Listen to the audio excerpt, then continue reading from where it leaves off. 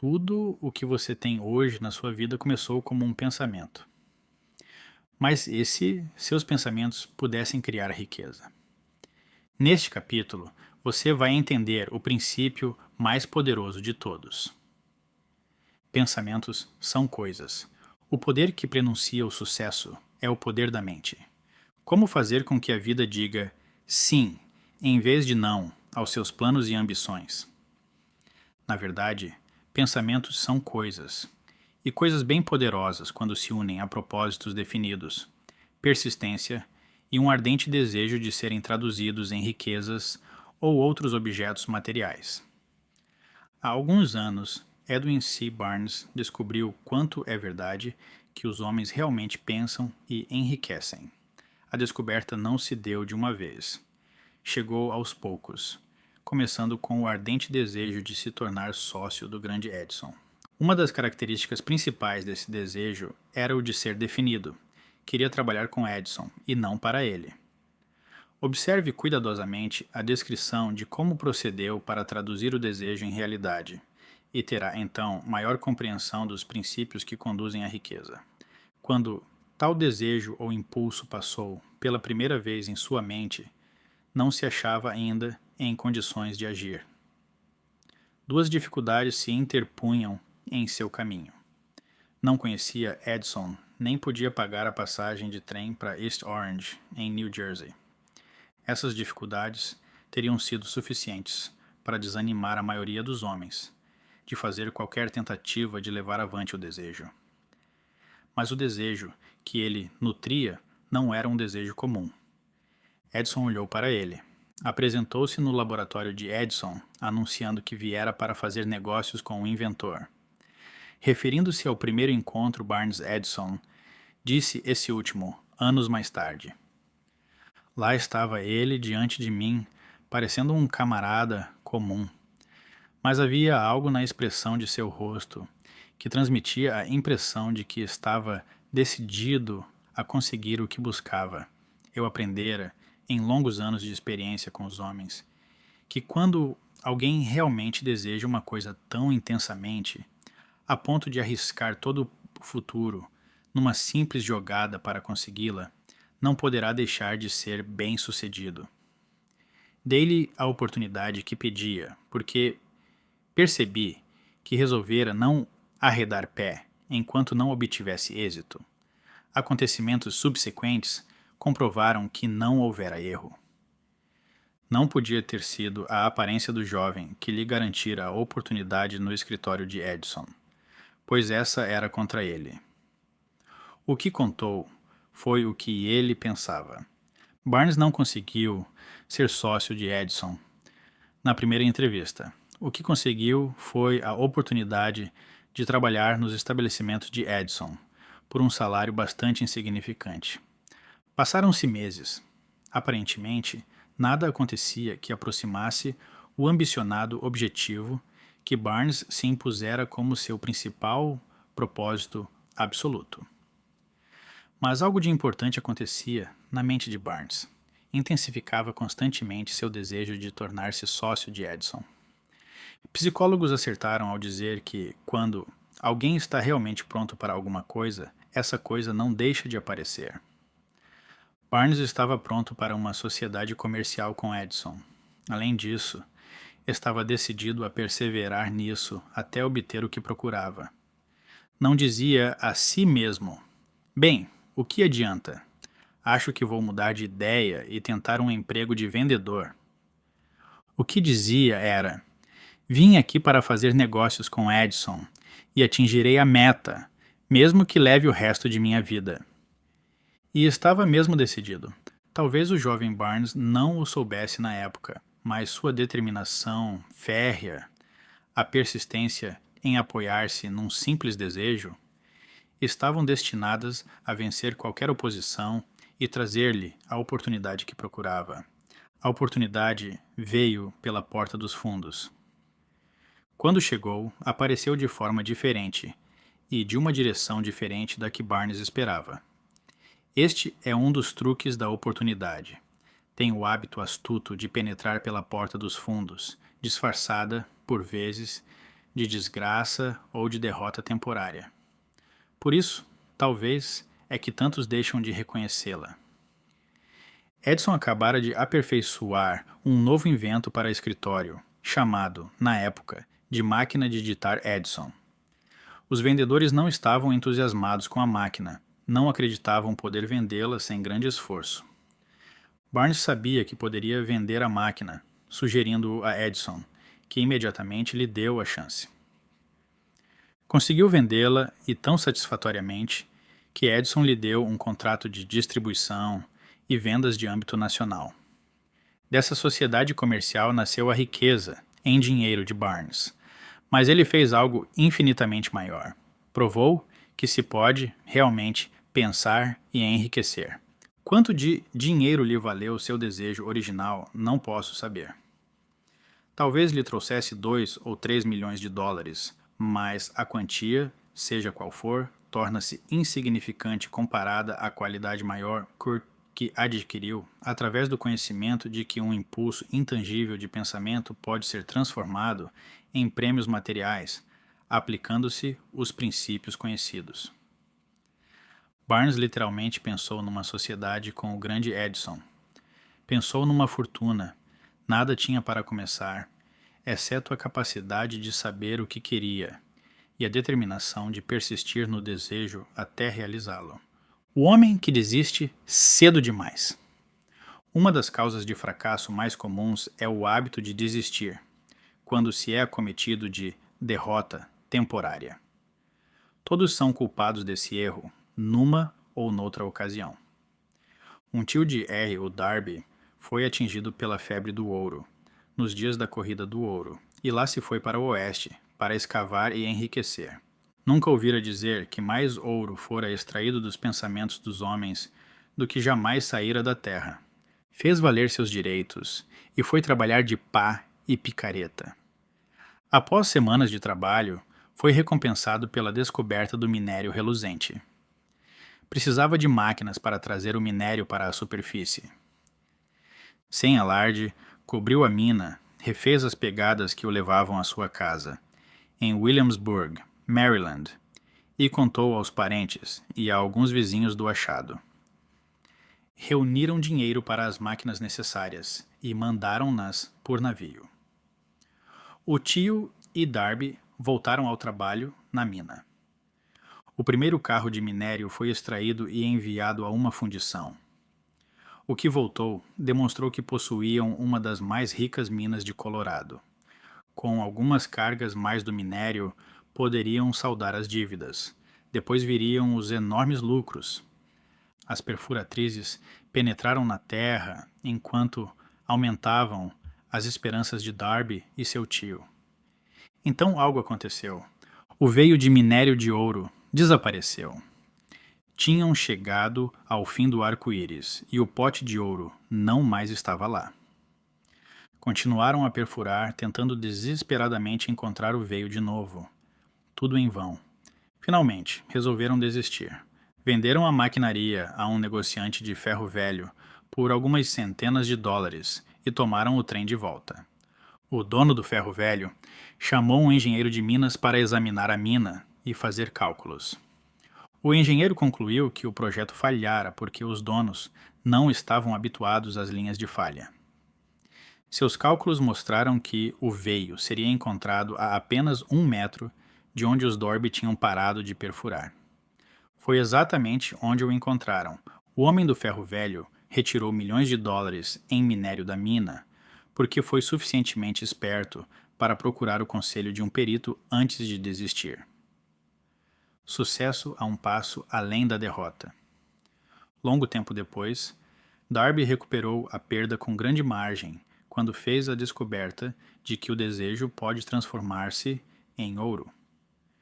A descoberta teve lugar depois que entrou no ramo de vendas de seguros de vida. Lembrando-se de que perdera enorme fortuna por ter parado a 3 passos do ouro, Darby lucrou com a experiência em seu trabalho pelo método simples de dizer a si mesmo: parei a 3 passos do ouro, mas jamais pararei porque os homens me dizem não ao meu pedido. Darby tornou-se parte de um pequeno grupo de homens que vendem, anualmente, mais de US$ 1 milhão. Deve sua persistência à ação que aprendeu com sua desistência no ramo da mineração do ouro. Antes que o sucesso chegue na vida de qualquer homem, ele encontrará, com certeza, muitas derrotas temporárias e, talvez, algum fracasso.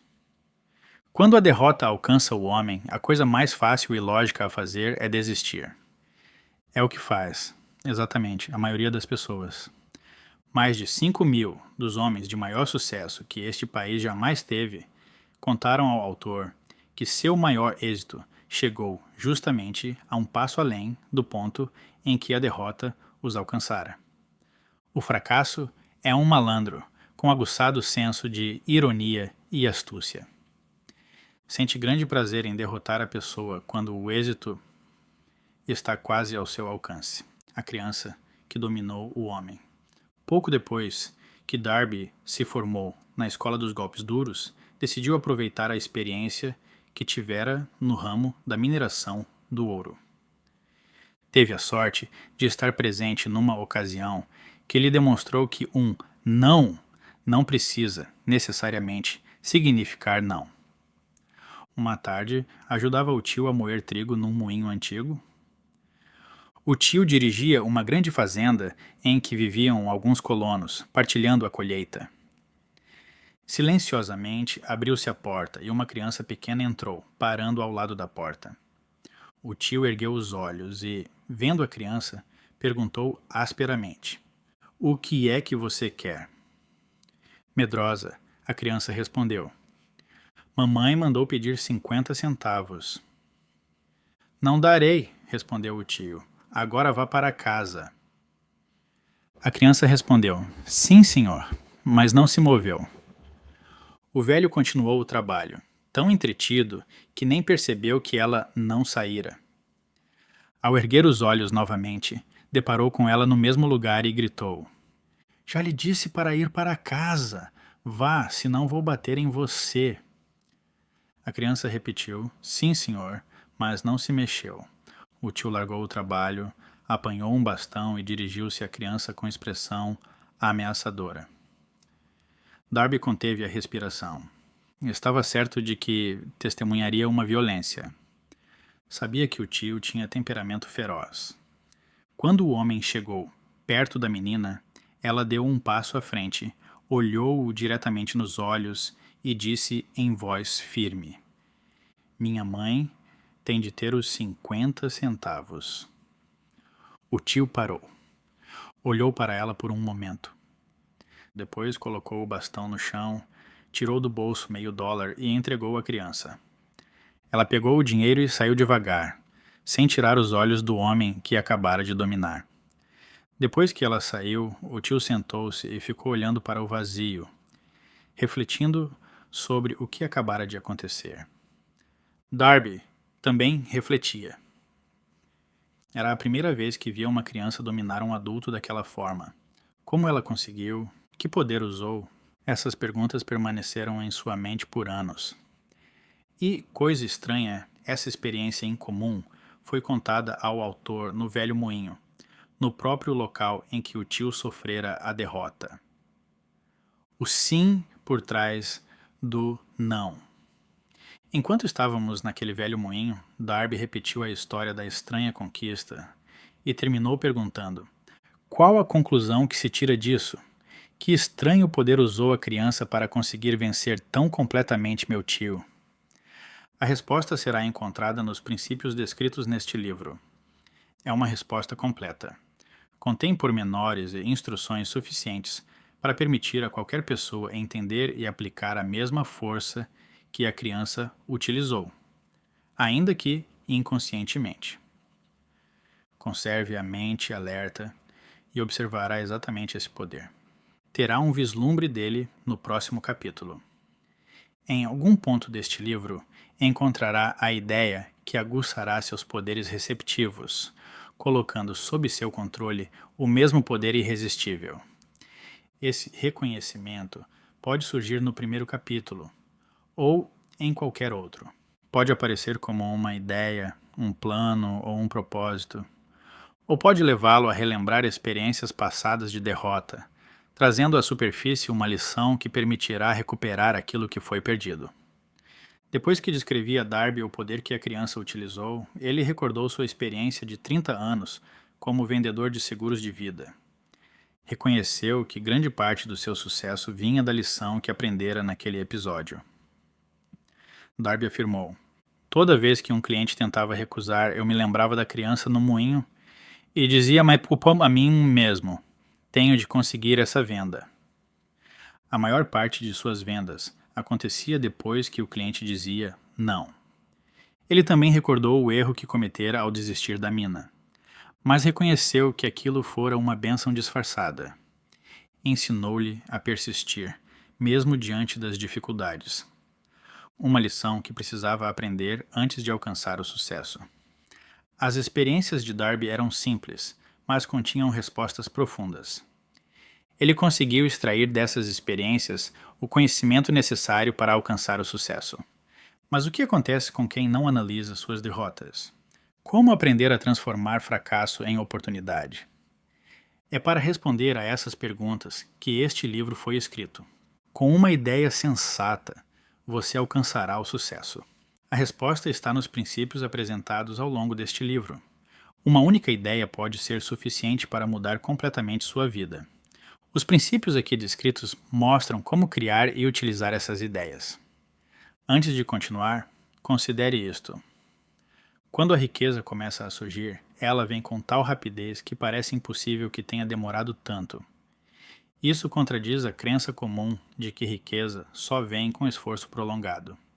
Na realidade, a riqueza começa com um estado mental, com decisão, com propósito, e não necessariamente com trabalho exaustivo. Quando você começar a aplicar esses princípios, perceberá mudanças. Sua situação financeira começará a melhorar, e tudo o que fizer começará a trabalhar a seu favor. Impossível? Não. Uma das maiores fraquezas humanas é acreditar na palavra impossível. As pessoas sabem o que não funciona, mas ignoram o que pode funcionar. Este livro foi escrito para aqueles que estão dispostos a tentar. O sucesso chega àqueles que desenvolvem consciência de sucesso. O fracasso chega àqueles que aceitam o fracasso. O objetivo deste livro é ajudar você a mudar essa mentalidade. Muitas pessoas acreditam que não podem enriquecer porque sempre viveram na limitação. Mas isso é apenas um condicionamento. Assim como alguém que vê o mundo de forma limitada, porque só conhece sua própria realidade. Henry Ford provou o contrário. Quando quis criar um motor V8 em um único bloco, seus engenheiros disseram que era impossível. Ele respondeu: "Façam assim mesmo."